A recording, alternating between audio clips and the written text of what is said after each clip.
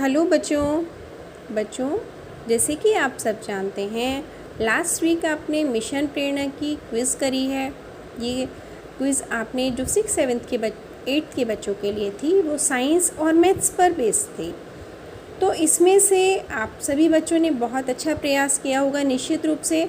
फिर भी कुछ क्वेश्चंस ऐसे रह गए होंगे जिसमें आपको डाउट होगा, तो उसके लिए मैंने आपके 6, 7 और 8 के सारे क्वेश्चंस को एक जगह पर इकट्ठा करके उनके आंसर्स आपके लिए बनाए हैं, राइट। तो इससे आप सभी एक कॉपी बना लें साइंस की, उसमें इनको नोट डाउन कर लें।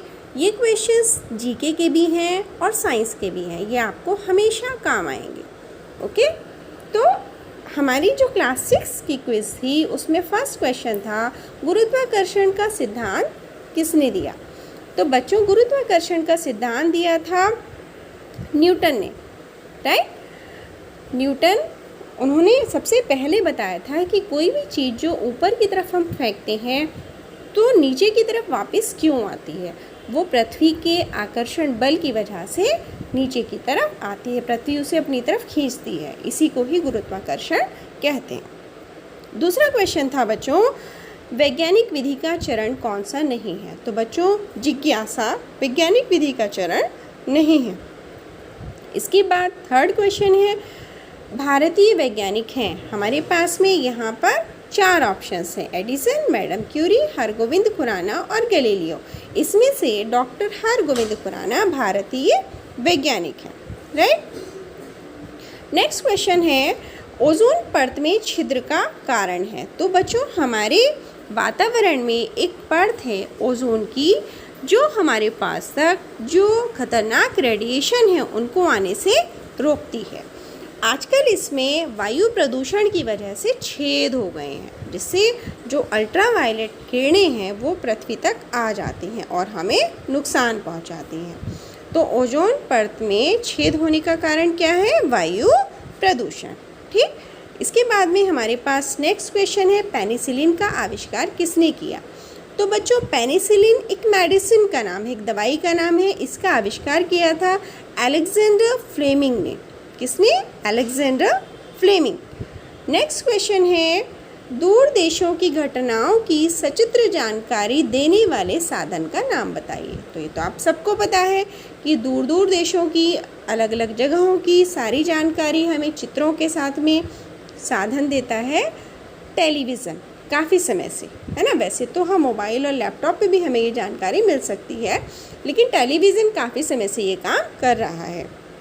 इसके बाद है विद्युत बल्ब के आविष्कारक। विद्युत बल्ब यानी कि जो बल्ब हम अपने घर में लगाते हैं, सबसे पहले उसका आविष्कार किसने किया था?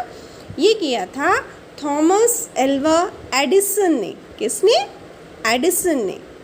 नेक्स्ट क्वेश्चन है, दूरबीन का आविष्कार किसने किया था।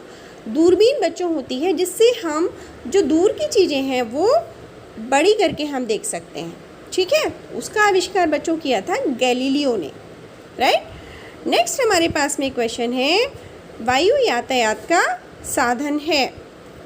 वायु यातायात का साधन बच्चों वायुयान है, क्योंकि आपको पता है जलयान तो पानी में चलता है।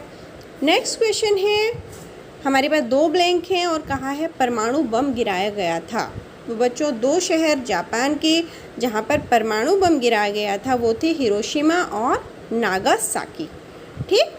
तो ये हमारे क्लास 6 के 10 क्वेश्चंस थे क्विज़ के। अब हम बात करेंगे 7th के क्वेश्चंस की।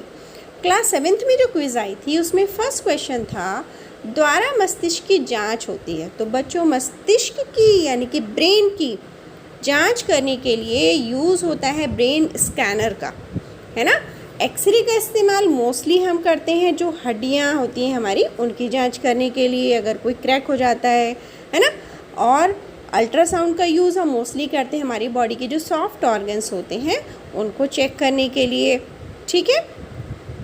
इसके बाद है, दैनिक जीवन में उपयोगी है केवल विज्ञान, केवल प्रौद्योगिकी या दोनों। तो बच्चों, हमारे दैनिक जीवन में विज्ञान और प्रौद्योगिकी दोनों ही हमारे लिए इम्पॉर्टेंट होते हैं। इसके बाद है, टेलीफोन लाइन की सहायता से जुड़ा नेटवर्क कहलाता है। तो टेलीफोन लाइन के साथ में जो नेटवर्क जुड़ा होता है वो होता है इंटरनेट, ठीक। इसके बाद है मृदा प्रदूषण से कम होती है क्या? मृदा प्रदूषण यानी कि बच्चों मिट्टी का प्रदूषण। ठीक, मिट्टी का प्रदूषण से क्या कम होगा? उर्वरा शक्ति, उसमें पौधों के बढ़ने की जो शक्ति है वो कम हो जाती है, उपजाऊ शक्ति कम हो जाती है। इसके बाद हमारा नेक्स्ट क्वेश्चन है 15 द्वारा शरीर के अंगों की जांच होती है, शरीर के अंदर के भागों की जांच होती है। तो बच्चों बॉडी के अंदर डाल करके जिस यंत्र से जांच होती है उसका नाम होता है एंडोस्कोप, राइट।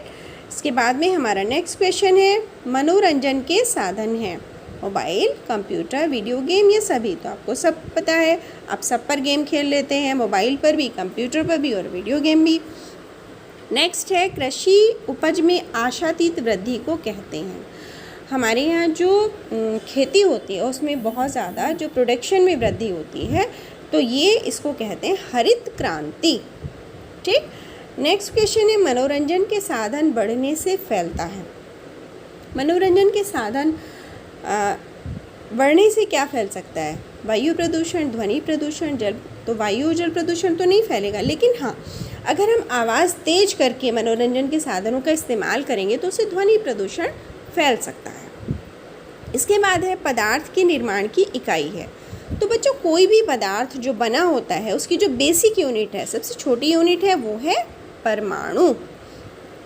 इसके बाद है ढेकुली रहट के पारंपरिक साधन है। तो बच्चों ढेकुली और रहट ये कुएं से जो पानी निकालते हैं वहाँ काम आता है और इसका इस्तेमाल खेती में किया जाता है, कृषि में किया जाता है। नेक्स्ट क्वेश्चन है आधुनिक संचार का माध्यम है। ये हमारी क्लास 8 की क्विज स्टार्ट हो गई है। तो आधुनिक संचार जो हमारा मॉडर्न कम्युनिकेशन है, हम आजकल जिसका इस्तेमाल कर रहे हैं वो है इंटरनेट, क्योंकि पत्र इससे पहले यूज़ होते थे और कबूतर बहुत पुराने समय में।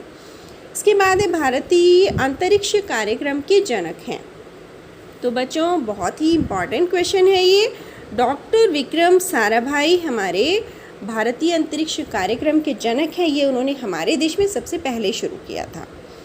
नेक्स्ट क्वेश्चन है इसरो का गठन कब हुआ था? इसरो का गठन बच्चों हुआ था अगस्त 1969 में, इसे आप याद कर लें। इसके बाद है सूचना और संचार औद्योगिकी का आरंभ कब हुआ? आईसीटी यानी कि, तो आईसीटी का यूज़ बच्चों हमारे यहाँ पे वर्ष 2004 में शुरू हुआ था। इसके बाद है ऊर्जा के नवीकरण स्रोत हैं। नवीकरण स्रोत यानी कि बच्चों ऐसे ऊर्जा के स्रोत जो कि कभी खत्म नहीं होते, जो कम नहीं होते, है ना।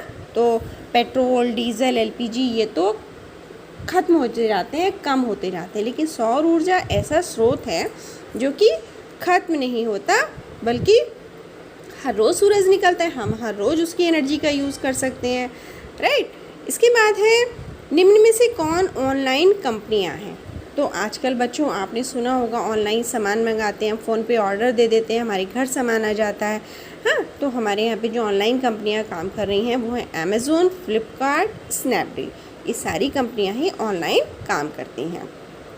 इसके बाद क्वेश्चन है आईसीटी योजना का आरंभ हुआ। तो बच्चों 2004 में आईसीटी योजना का आरंभ हुआ। फिर है 2G, 3G, 4G। ये तकनीक है किसके लिए? कंप्यूटर, मोबाइल, लैपटॉप या टैब। तो बच्चों ये मोबाइल के लिए तकनीक है। आजकल हम 4G टेक्निक का यूज़ कर रहे हैं और अभी बात हो रही है 5G आने वाली है टेक्निक, राइट। इसके बाद है 20वीं सदी के सर्वाधिक सफल ऊर्जा स्रोत क्या थे? तो 20वीं सदी के सबसे ज़्यादा जो सफल ऊर्जा स्रोत बच्चों सौर ऊर्जा, जल ऊर्जा, पवन ऊर्जा, ये सभी 20वीं सदी में काफ़ी इस्तेमाल हुए थे। तो इसमें हम इनमें सभी इसका आंसर लगा सकते हैं। इसके बाद है राष्ट्रीय अनुसंधान समिति का गठन कब हुआ? हमारी जो नेशनल रिसर्च कमेटी है उसका गठन हुआ था 1962 में। कब हुआ? 1962 में। तो बच्चों आप सभी से ये मेरी एडवाइस है, आप सब इन सारे क्वेश्चंस को अपनी कॉपी में नोट डाउन करें, इनके आंसर्स को आप लर्न करें, समझने की कोशिश करें। ये सारे ही क्वेश्चंस आपके लिए बहुत बेनिफिशियल हैं। ओके बच्चों, बाय।